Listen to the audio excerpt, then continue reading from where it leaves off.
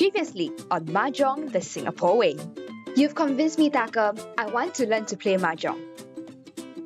There is the character suit, the bamboo suit, and the circle suit. Basically a double stack of tiles. The dealer and player tree will build their wall with 19 pairs. Keep these tiles hidden from other players. Now we set up. Everyone shuffles the tiles in the middle and arranges them face down.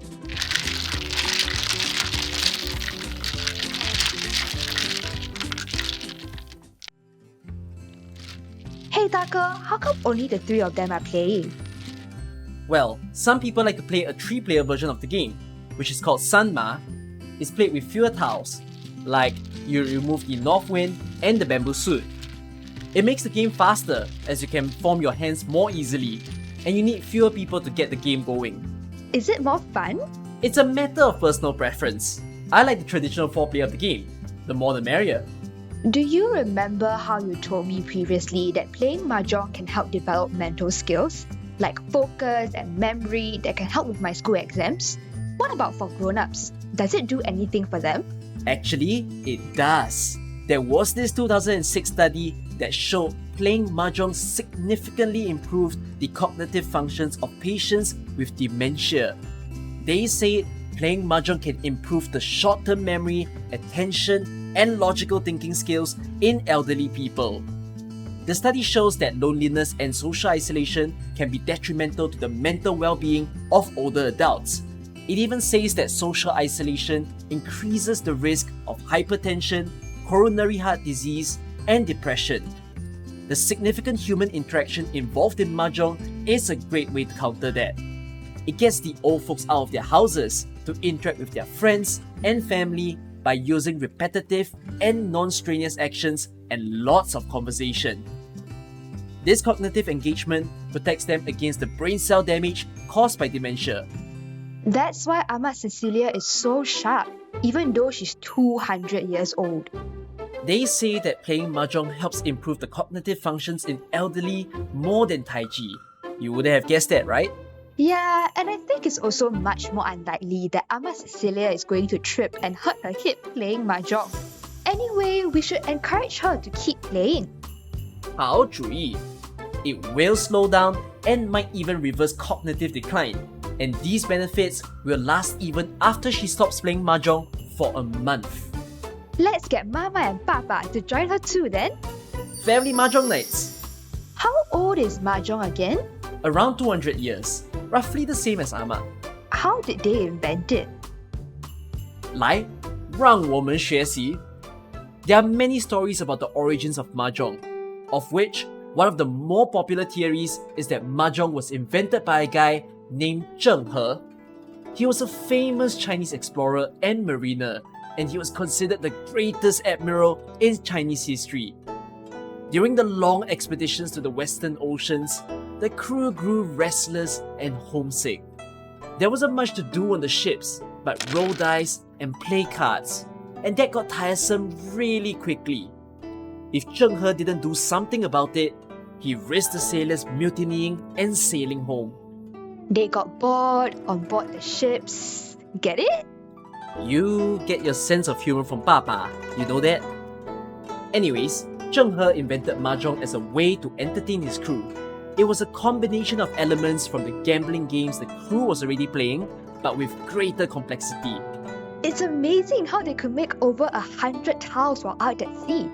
The original game tiles were probably made from bamboo that was available on the ships, carved with the symbols we are now familiar with.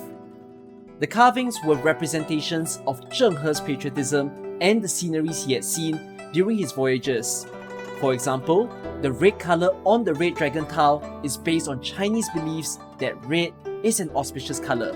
Like at weddings and Chinese New Year? Exactly. The dots known as Peng tiles refer to bread in Chinese, which was pretty much what they ate on board. There are also hints of Confucianism in the symbols on the Mahjong tiles. They correspond with the 3 noble virtues in Confucianism. The red dragon tile has a zhong character, as in Hong Zhong, which looks like an archer hitting their target in archery. This represents kindness. The green dragon tile features the word fa as in fa chai, and that represents an archer releasing their arrow. This imagery is connected to the Confucian ideal of loyalty.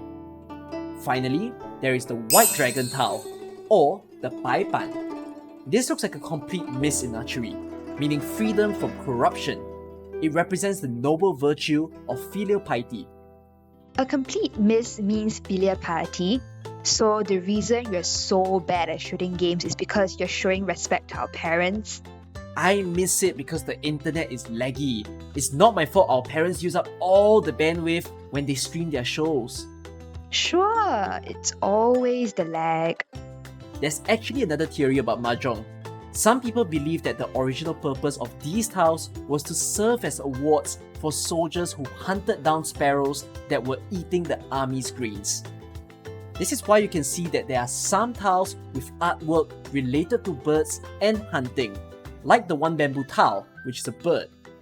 Also, the original name of Mahjong, Ma Cue Pai, has Ma Cue in it, which means sparrow. You can also see in the one dot tile, which looks like the front of a gun. You've heard players shouting Pong during the game, right? Pong is also named after the sound of a gunshot. Pong is the sound of a gunshot? Those Chinese guns in the early days shot ping pong balls? I don't know. I wasn't there to hear it 200 years ago. You should ask someone who was there, like Ama Cecilia. There are a lot of stories about the origins of Mahjong. It sounds like historians can't decide how it was invented. Well, look at modern superhero and science fiction movies. Once a franchise goes on long enough, they start making unnecessary prequels that contradict the story from the original movies, and nobody knows what's going on anymore. Since Mahjong is so fun, did it catch on around the world? Totally. An American named Joseph Babcock published his book titled Rules of Mahjong. This book simplified the game to make it easier for Americans to pick up. It led to a Mahjong craze in America, and emissaries were sent to Chinese villages to buy every available Mahjong set in order to meet demand. Mahjong was cool in America? It was the coolest. Wealthy women in high society would have regular nights where they wore Chinese dresses and gathered to play Mahjong. They called it the game of 100 intelligences and loved the idea of dressing up and using Chinese words in the game. Game of 100 intelligences. Really? I'm sure someone in the marketing department came up with that. And that's a quick history of Mahjong. I hope you can see how it's not just a game, but quite a symbol of Chinese culture. You wanna play another game? Let's do it. Bring it. Pong. You definitely get your sense of humor from Papa.